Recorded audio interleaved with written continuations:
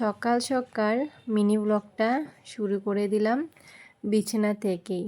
এটাই তো কন্টেন্টের জীবন আমাদের, তাই না বলো? যদিও এই ক্লিপটা কালকের ছিল, কাল তো বৃহস্পতিবার ছিল, তো কালকেরই ছিল ক্লিপটা। হ্যালো বন্ধুরা, তোমরা সবাই কেমন আছো? আশা করি সবাই তোমরা খুব ভালো আছো। আমিও তোমাদের ভালোবাসা আশীর্বাদে বেশ ভালো আছি। তারপরে দেখো সকাল সকাল তো শুরু হয়ে গেল মা ছেলের দুষ্টামো। তারপরে দেখো আমি ব্ল্যাঙ্কেটটা রোদ্রতে দিয়েছিলাম, বেশ ভালো রোদ উঠেছিল, ঠান্ডা তো মোটামুটি পড়েই গেছে। তো আজকেই ব্ল্যাঙ্কেটটা বের করলাম, তো তার জন্য রোদ্রতে দিয়ে দিয়েছিলাম সকাল সকাল। তারপরে জামা কাপড়গুলো ধুয়ে চলে এলাম কোথায়? রান্না করতে, যেটা আমাদের প্রত্যেক দিন তো করতেই হবে, তাই না?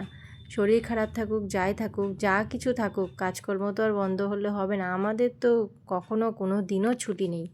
আজকে বাপু বেশি কিছু রান্না করব না, যদিও আমি প্রত্যেক দিন বেশি কিছু রান্না করি না, তবু আজকে তো আরও একদম শর্টকাট রান্না করব।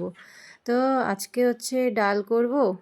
ডালটা হয়ে গেছে, সকাল সকাল ডাল আর ভাতটা হয়ে গেছিলো, যেহেতু ছেলেকে খাওয়াতে হয়েছে, তো ডাল ভাতটা আমি আগে নামিয়ে নিয়েছি। তারপরে বললো যে কি রান্না করব, কি আনছি শর্টকাট যেটা, সেটা তো ডিম নিয়ে আসো, ডিমটাই করব। যদিও এটা তোমাদের দাদাভাইয়ের হাত ছিল, তেলের মধ্যে ছেড়ে দিচ্ছিলো। আমি বললাম তুমি একটু নাও, আমি একটু ক্লিপটা ছেড়ে দাও, আমি একটু ক্লিপটা নিয়ে নিই।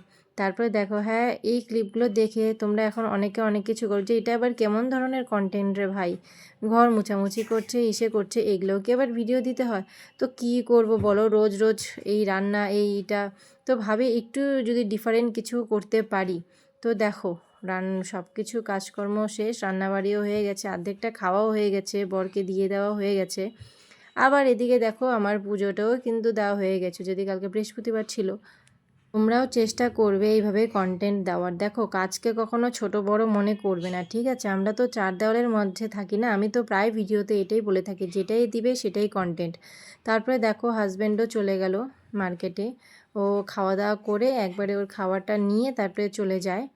তারপরে আমরা বিকাল টাইমে একটু ফ্রি হয়ে সবাই আমরা এইভাবেই কথা বলে থাকি সবাই সবার সাথে। তারপরে আমি এখানে আমার মার বাড়ি ছোট্ট একটা ক্লিপ দিয়ে দিলাম। খুব মনে পড়ছে মার কথা, আর এখান থেকে যাওয়ার পরে মার শরীরটা, ভাইয়ের শরীরটা তেমন একটা ভালো নেই। মানে এখানকার ওয়েদার ওখানকার ওয়েদার একটু চেঞ্জ, তো গাড়িতে যাতায়াত করেছে, তো তার জন্য। যদিও ভাই আসেনি, তবু ভাইয়ের শরীরটাও ভালো নেই। খুব মনে পড়ছিল, ভালো লাগছে না কোনো কিছু। সত্যি মার বাড়িতে থেকে তারপরে আসার পরে মনটা যে এত খারাপ করে। আর রোজ সন্ধ্যাবেলা সেখানে আমরা খেলতাম, লুডো খেলতাম। এটাকে চিনতে পারছো কে? অর্পিতা, মানে অনু সাহা যাকে বলে তোমরা চেনো। আর এটা আমার বৌমণি, আর এটা তো আমার মায়ের সাথে আমার ছেলে। সত্যি খুব মিস করছি, খুব মিস করছি দিনগুলো। তো আমার মিনি ব্লগটা তোমাদের সবার কেমন লাগলো ছোট্ট করে একটা কমেন্ট করে নিশ্চয়ই জানাবে কিন্তু।